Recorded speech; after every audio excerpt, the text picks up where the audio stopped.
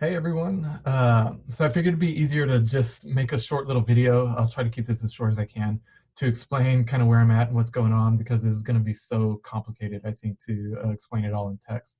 But I've got all of my 20 expert panelists have finished the script concordance test after it was validated by the 5 expert panelists as being face valid based on their verbiage of the test and so forth. And so I took those results and I downloaded them into an Excel spreadsheet, took out some of the columns that just had yeses and nos to the inclusion criteria questions. I've got those saved if I need to go back to them for any reason, but for the statistical analysis, it was just way too many columns, so this kind of made it cleaner. So what we've got is basically the 20 respondents, their year of certification, years of experience, ethnicity, and then their responses on the 5-point Likert scale for each question. So just as a reminder, we had 5 domains of athletic training. For each domain, we had 5 vignettes, and within each vignette, we started with 4 questions. So 20 questions by 5 domains. We start with 100 questions or items. So 100 columns here across of scores. So I took this, and I know, Dr. Moore, you're probably the one who's most interested in this. So you're probably whose feedback I'm looking most for, or I guess reassurance I'm looking most for. Took this, entered it into SPSS. Let's figure out where we're at down here. Entered it into SPSS, and then came over, made sure to change on the variable views all of these to an ordinal view instead of scale, I think is what they defaulted to, since they're not necessarily equidistant from each other. So we've got it all hopefully entered correctly, and then run the analysis to start to determine internal consistency and get that Cronbach's alpha. And so the very first one that I did, analyze scale reliability analysis. This is what I had left over, so I'll show you where I started from. We'll get all this out. Took all 100 items.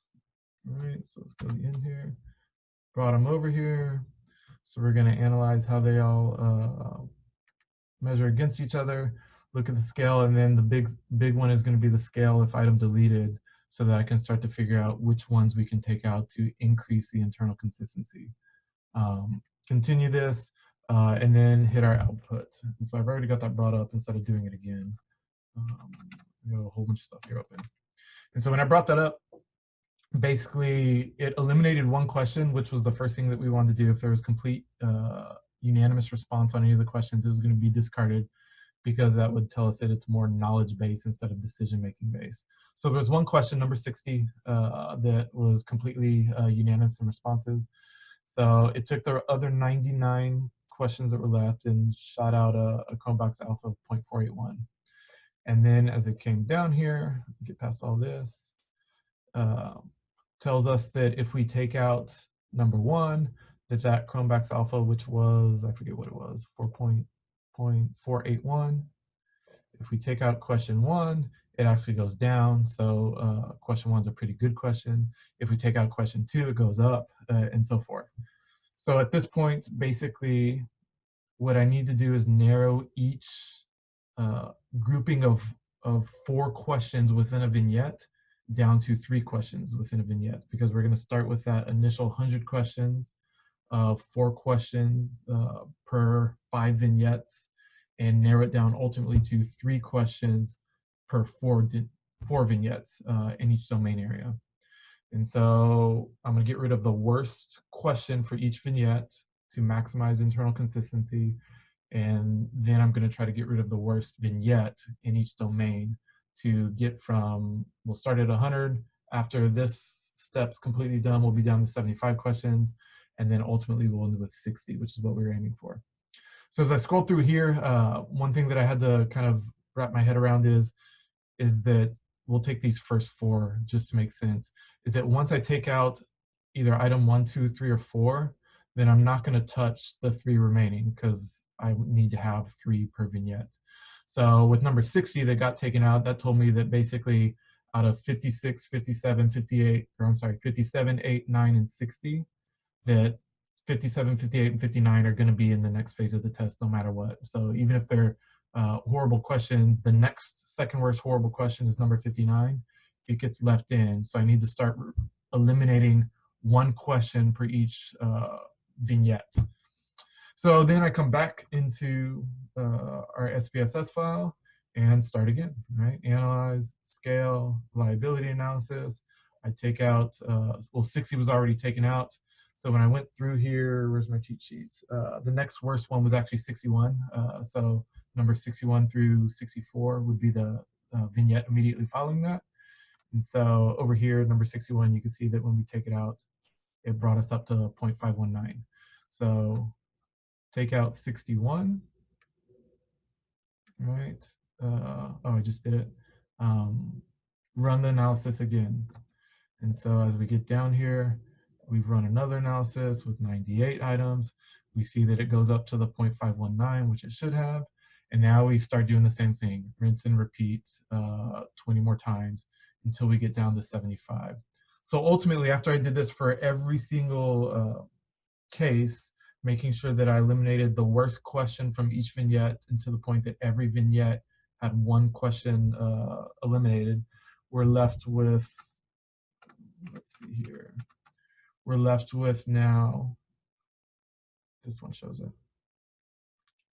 the best 3 questions from each vignette, and that brought our final, I don't know if I have it on the sheet here. Oh yeah, so you can see here's the order I took each one out and what it did to Chromevox Alpha.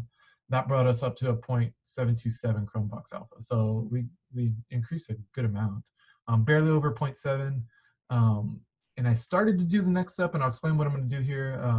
But I didn't want to get too far if I had done this wrong, because it ends up being a lot of work. So I'm left with 0.727, and we're left with these individual 5 vignettes. I kind of labeled them A through alphabetical because I had too many numbers in my head running around, and then shaded them to make sure that I had which 5 were in a domain area. And ideally, what we're looking for is the best combination or iteration of 4 of these, the best combination or iteration of 4 of these that would maximize internal consistency. So we're going to take 1 out of each one and then measure what that does to consistency. So I just started with the first one because I didn't know where to start. And I figured I need to do this systematically to keep any sanity at all. So I started taking out A, F, K, P, and U. Came back into our scale, took out the 3 questions that correlated. So took out 1 through 4 that correlated to A, took out the questions that correlated to K, F, P, and U, and was left with basically 75 questions that I would then run a new internal consistency analysis on. And so I did that for AFPU, AFPV, AFPW, all so forth, and I've highlighted which one was highest. I went ahead and did that for the first 2 levels, or the last 2 levels.